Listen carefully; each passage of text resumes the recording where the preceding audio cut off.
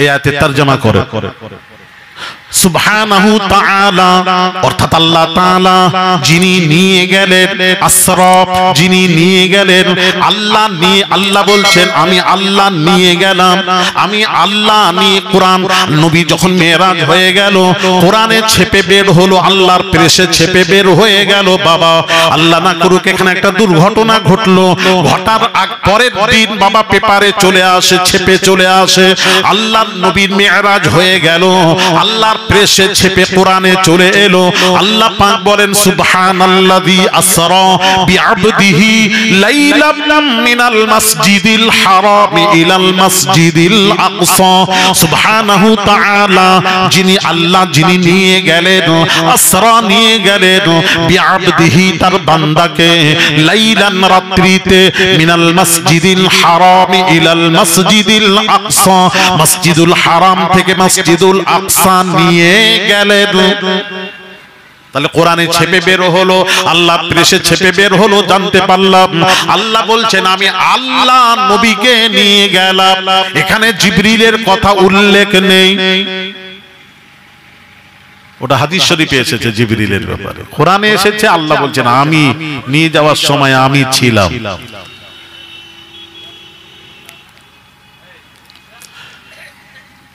ভাইরা আমার, বাবাজিরা, আরো দলিল পেশ করি আপনাদেরকে, দলিল দিই আল্লাহর সাথে ছিলেন কিনা। বাবা হযরত মুসা আলা নবিয়িনা আলাইহিস সালাতু ওয়াস সালাম, কি হলো কি হলো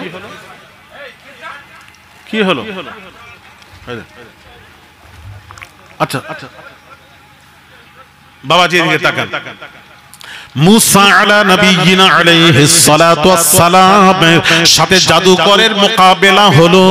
জাদুকরেরা বলল ক্বালা হে মুসা, মুসা আপনি যেটা জানেন দেখাবেন না, আমি আল্লাহ যেটা জানি সেটা দেখাবো কোরআন।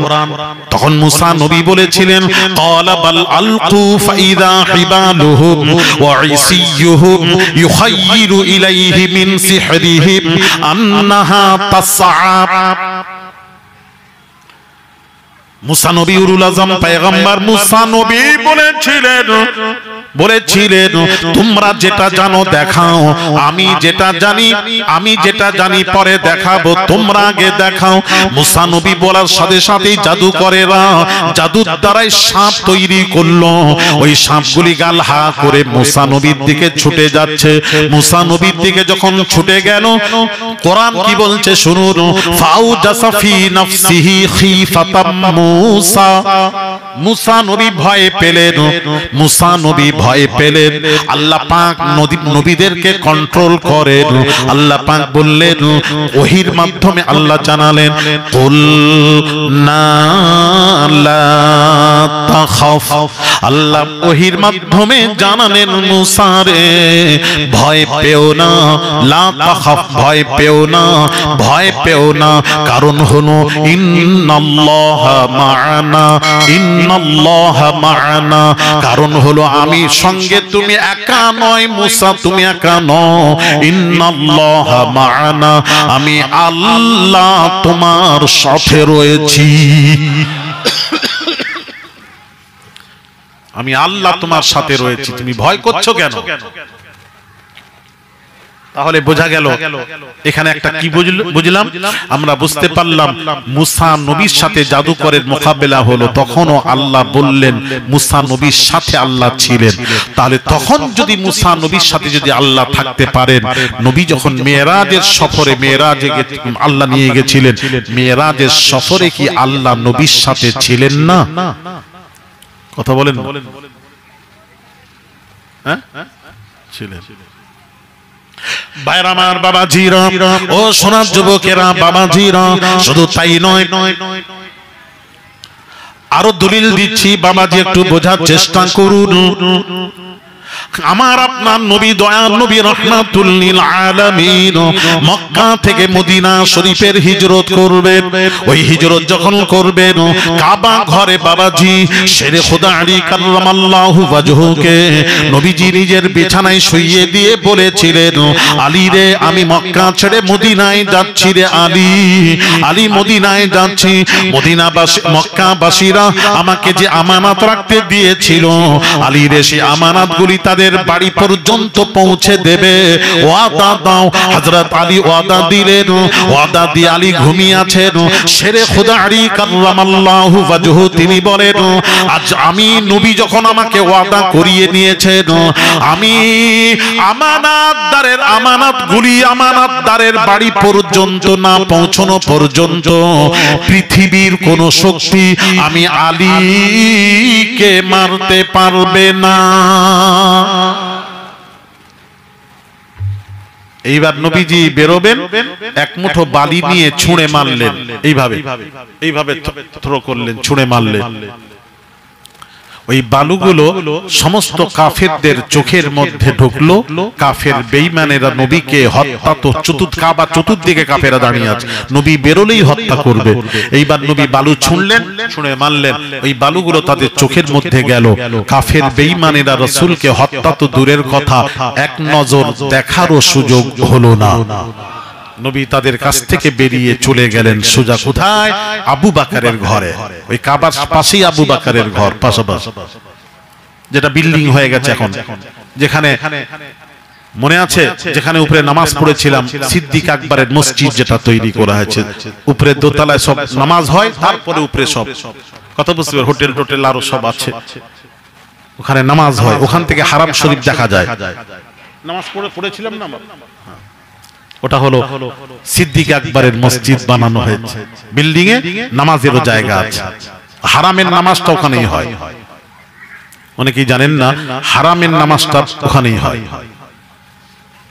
আবু বকরের ঘরে গিয়ে নবী দরওয়াজায় আওয়াজ দিলেন, একটা ডাক দিয়েছেন, ভেতর থেকে আওয়াজ আসছে, লাব্বাইকা ওয়া সা'দাইকা ইয়া রাসূলুল্লাহ বলে আবু বকর বের হলেন, একটাকে সাড়া দিয়ে বের হলেন।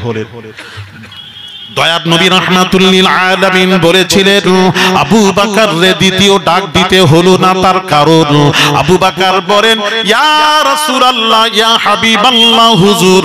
আবু বকর বলেছিলেন, ইয়া রাসূলুল্লাহ ইয়া হাবিবাল্লাহ হুজুর, দীর্ঘদিন পূর্বে আপনি আমাকে বলেছিলেন আমি যখন মক্কা ছেড়ে মদিনার হিজরত করব, ওই হিজরতের সঙ্গী সাথী তুমি হবে, তোমাকে সঙ্গে করে নিয়ে যাব রে আবু বকর, তোমাকে সঙ্গে করে নিয়ে যাব রে আবু বকর। তবে ইয়া রাসূলুল্লাহ কবে আসবেন, কোন দিন আসবেন, কোন দিন আল্লাহর হুকুম হবে, আপনি তো নির্দিষ্ট তারিখ তো বলেননি। আমি আবু বকর যদি ঘুমিয়ে পড়ি, আমি আবু বকর যদি ঘুমিয়ে পড়ি, গভীর রাত্রিতে নবীজি এসে আল্লাহর হুকুম কখন হবে, আল্লাহর নবী এসে দরওয়াজায় আওয়াজ দেবেন, আমি আবু বকর আমার নবীর আওয়াজে যদি দেরি, দরজা খুলতে দেরি হয়ে যায়, নবীর ডাক শুনে যদি আওয়াজ দরজা খুলতে দেরি হয়ে যায়, নবীর ডাকে সাড়া দিতে যদি দেরি হয়ে যায়, রাসূলুল্লাহর শানে বেয়াদবি হবে, আল্লাহর নবীর সাথে বেয়াদবি হবে। আল্লাহ পাক বলেছেন, আমি আল্লাহ সব সহ্য করব, দুইটি জিনিস সহ্য করব না, করব না, করব না। একটা হলো শিরক, আরেকটা হলো আমার নবীর সাথে বেয়াদবি। এই দুইটি জিনিস আমি আল্লাহ সহ্য করব না, সব সহ্য করব, সব বরদাস্ত হবে, দুইটি বরদাস্ত হবে না। নবীর সাথে বেয়াদবি যেন না হয়। কত আদব, হ্যাঁ সাহাবীদের। আবু বকর বলছেন, আবু বকর দরজায়, তাহলে কিভাবে ঘুমাতেন?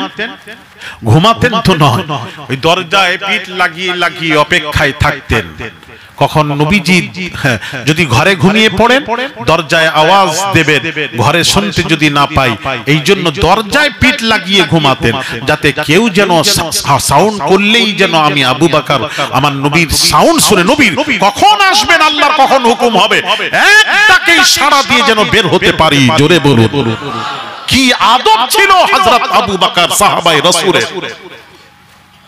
কোথায় গেল আদবগুলো, কোথায়? বেয়াদব বেনাসিব বাদব বানাসিব, বেয়াদব আল্লাহর রহমত থেকে বঞ্চিত, আর আল্লাহর রহমত ছাড়া কেউ জান্নাতে যেতে পারে না।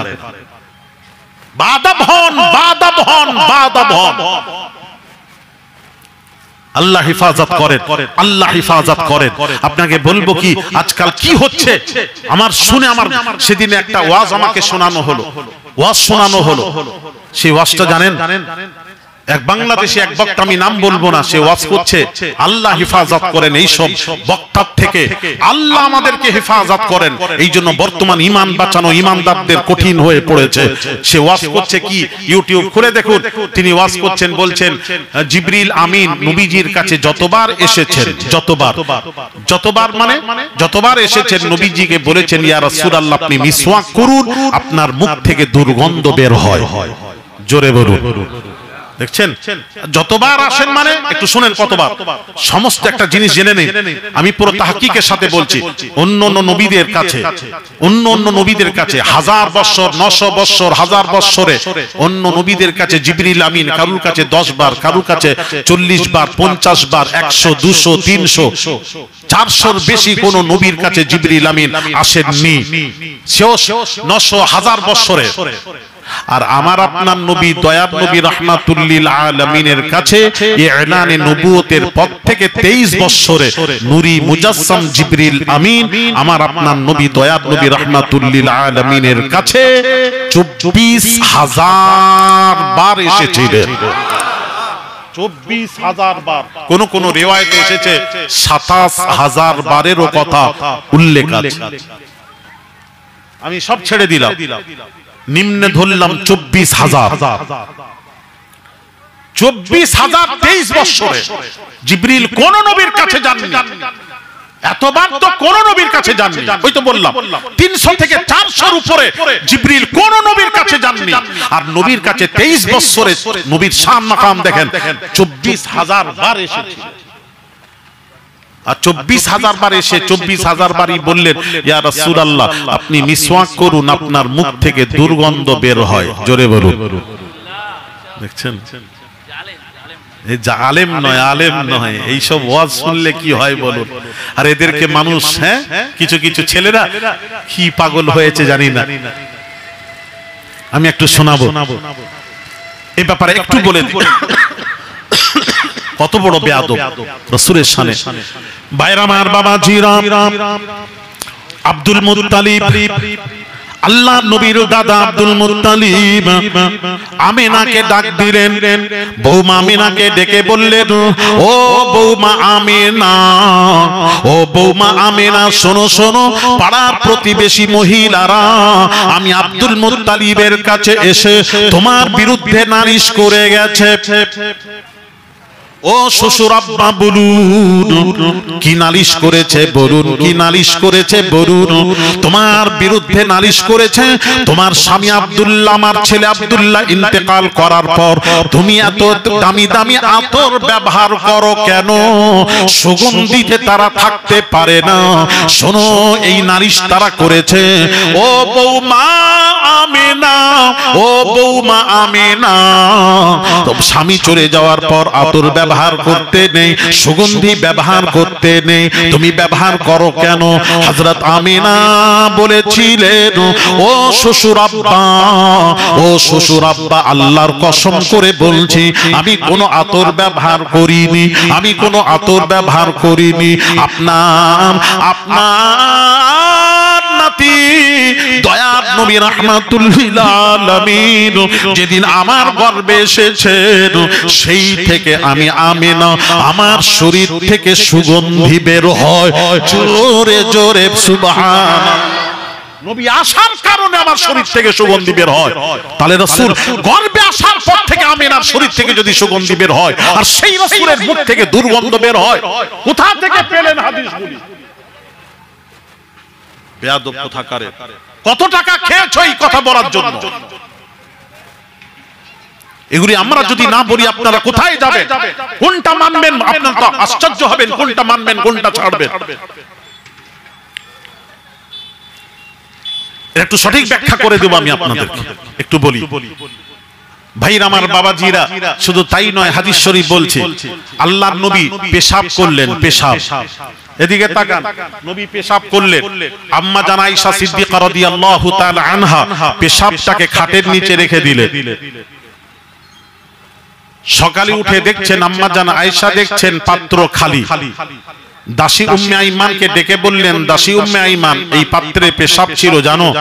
দাসী উম্মে আইমান থরথর করে কাঁপছেন আর বলছেন, আম্মা জান এতে পেশাব ছিল তো জানতাম না, আমাকে পিপাসা লাগলো, আস্তে করে পানিটা পেশাব তো জানতাম না, আমি নিয়ে নাকের কাছে রাখলাম, ওখান থেকে মুশকে আম্বারের খুশবু বের হচ্ছিল।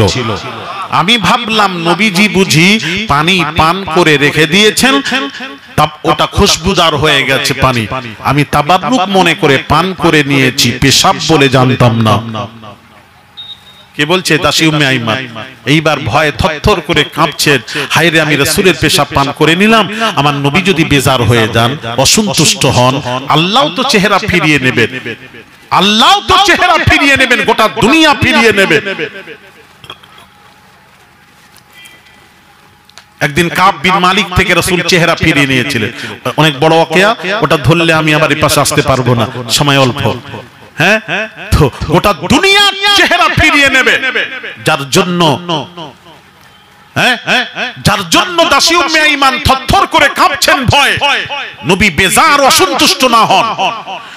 ভাইয়ের আমার, বাবাজিরা, এমন সময় নবীজি সংবাদ পেয়ে দাসী উম্মে আইমানকে নবীজি ডেকে বলেছিলেন, ও দাসী উম্মে আইমান, তুমি ভয় পেও না, ভয় পেও না, ভয় পেও না, পেও না, তুমি আমার পেশাব পান করেছো, আমি রাসূলুল্লাহ সার্টিফিকেট দিচ্ছি রে। ওরে দাসী উম্মে আইমান, তুমি যতদিন বেঁচে থাকবে তোমার পেটের বিমার কখনো হবে না। বর্ণনাকারী লিখছেন, ওই দাসী উম্মে আইমানের 7 পিঢ়ি পর্যন্ত, 7 নসল পর্যন্ত যত সন্তান জন্মগ্রহণ করত, প্রত্যেক সন্তানের শরীর থেকে মুশকে আম্বারের খুশবু বের হতো। একটু জোরে বলা যাবে না? একটু জোরে বলা যাবে না? মুশকে আম্বারের খুশবু বের হতো। ভাইরা আমার, বাবাজিরা ও তরুণেরা, যুবকেরা, মুশকে আম্বারের খুশবু বের হতো। কথা বুঝতে পেরেছেন? হ্যাঁ, এই যে মুশকে আম্বারের খুশবু বের হতো আমার কাছে। এই দেখো বাবাজি, এই ছেলেরা, এই দেখেন মুশকে আম্বার, দেখো লাগি তো মুশকে আম্বার, একটু যদি নাড়াচাড়া করি পুরো খুশবুদার হয়ে যাবে। একটা অরিজিনাল, এটা মুশকে আম্বারের। ভাইরা আমার, বাবাজিরা, আরেক রিওয়ায়াতে আছে বাবাজি, দাসী উম্মে আইমানকে নবী বললেন, আমার পেশাব পান করার কারণে তোমার উপর জাহান্নামের আগুন হারাম হয়ে গেছে। তাহলে নবীর পেশাব থেকে যদি মুশকে আম্বারের খুশবু বের হয়, আর সেই নবীর মুখ থেকে দুর্গন্ধ বের হয়, মেনে নেবেন তো? কারা কারা মানবেন হাত তোলেন? হ্যাঁ, মাশাআল্লাহ, একটা দুটো, ওই একটা তিনটা, ওই যে, হ্যাঁ তুলো তুলো, হ্যাঁ ওই যে তুলেছে, ওই যে তুলেছে, দেখো না গো, ওই যে তুলে দিল। আরে এই তো বাচ্চা, এগুলো বাচ্চাকে এগুলোকে বলে বাচ্চা, এইটাকে বলেন না, ওই পাশে যাচ্ছে।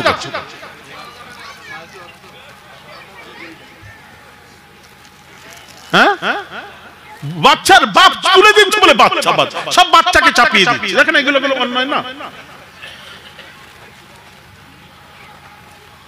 কি ওয়াজ শুনছেন? আমরা কেটে দিলেও আমরা মেনে নিতে পারবো না, যদি মেনে নিই ঈমান শেষ। বুঝতে পারছেন? আচ্ছা বাবা শুনেন, একটু রিওয়ায়াত বলছি। আয়েশা সিদ্দিকা রাদিয়াল্লাহু তাআলা আনহার কাছে কতিপয় সাহাবী বললেন, আম্মা জান, রাসূলের পায়খানা আপনি দেখেছেন? বলে, না দেখিনি। তো জানতে কি করে জানতেন রাসূল পায়খানা করেছেন? রাসূল যখন কাজায়ে হাজাতে যেতেন, ফাঁকা মাঠ তো, নবী দুই গাছকে ধরে নিয়ে আসতেন, কখনো বলতেন বা ধরে নিয়ে এসে বলতেন, এই গাছ আমাকে পর্দা কর। গাছ পর্দা করতো, নবী ওখানে কাজায়ে হাজাত করতেন। আবার রাসূল হয়ে গেলে গাছকে বলতেন, যা তোরা যে যার জায়গায় চলে যা। আবার গাছগুলি জমিন ছিঁড়ে জায়গায় যে যার জায়গায় চলে যেত। জোরে বলো। আয়েশা বলছেন, ওই জায়গায় আমি গিয়ে দেখতাম ওই মাটির ভেতর পায়খানা দেখা যেত না, নবীর পায়খানা মাটি ঢেকে নিত, বুকে ঢেকে নিত। ওই জায়গায় গিয়ে পৌঁছলে মাটির ভেতর থেকে মুশকে আম্বারের খুশবু বের হতো। তাহলে যার পায়খানা পেশাব থেকে মুশকে আম্বারের খুশবু বের হয়, আর সেই নবীর মুখ থেকে দুর্গন্ধ বের হয়, তার জন্য কবি বলেছেন, কি বলেছেন, আরেকটা হাদিস, আরেক রিওয়ায়াত, নবীজি খুব সংক্ষিপ্ত, আর নবীজি কি করলেন, এক জায়গায় বিয়ে বাড়িতে উপস্থিত, দাওয়াত গ্রহণ করে গেলেন। গিয়ে দেখছেন কি দেব, গরিব সাহাবী, নবীজি বললেন একটা শিশি নিয়ে এসো। শিশি আনা হলো, নবীজি আস্তে করে ঘাম মোবারক, আমার দিকে তাকান, এই ঘাম মোবারক নিয়ে শিশিতে দিলেন। শিশিতে দিয়ে বললেন, তোমার জামাই আর মেয়েকে লাগিয়ে দাও। আল্লাহর কসম, রাসূলের ঘাম মোবারকে এমন খুশবু ছিল, পৃথিবীর কোন আতরে সেই খুশবু ছিল না। তাই কবি বলছেন, ইতরে জান্নাত মে ऐसी खुशबू नहीं, इतरे जन्नत में ऐसी खुशबू नहीं, जो खुशबू नबी के पसीने में है। আমার নবীর পাসিনা মুবারকে যে খুশবু ছিল, পৃথিবীর আতরে সেই খুশবু ছিল না। আর সেই নবীর মুখ থেকে দুর্গন্ধ বের হয়। হাদিসটা আমি একটু শোনাবো। আমি কোন হাদিস ভিত্তিক এই কথা বলেছেন, হাদিসটা আমি শোনাবো। হ্যাঁ, আচ্ছা, পীরজাদা হুজুর কিবলা এসে গেছেন, তাকবীর ধ্বনি দেন, নারায়ে তাকবীর, আর একটু জোরে নারায়ে তাকবীর। পীরজাদা হুজুর কিবলা, পীরজাদা হুজুর কিবলা, ওয়ালাদে মুজাদ্দিদুজ জামান, ওয়ালাদে মুজাদ্দিদুজ জামান, সিলসিলায়ে হক ফুরফুরা শরীফ, সিলসিলায়ে হক ফুরফুরা শরীফ, নারায়ে তাকবীর। ভাইরা আমার, বাবাজিরা, একটু শুনেন, হ্যাঁ হাদিসটা শোনাবো, শোনাবো। ওই দিকে আর মন নেই, হ্যাঁ হবে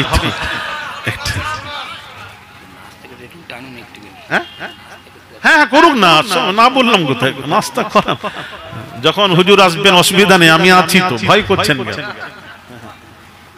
ভাইরা আমার, বাবাজিরা, হাদিসটা একটু শুনেন, কোন হাদিস দিয়ে উনি প্রমাণ করিয়েছেন, হাদিসটা কত জালিয়াতি করেছেন আমি একটু শোনাবো। আবার নাকি উনি বড় মাওলানা, কত বড় মাওলানা।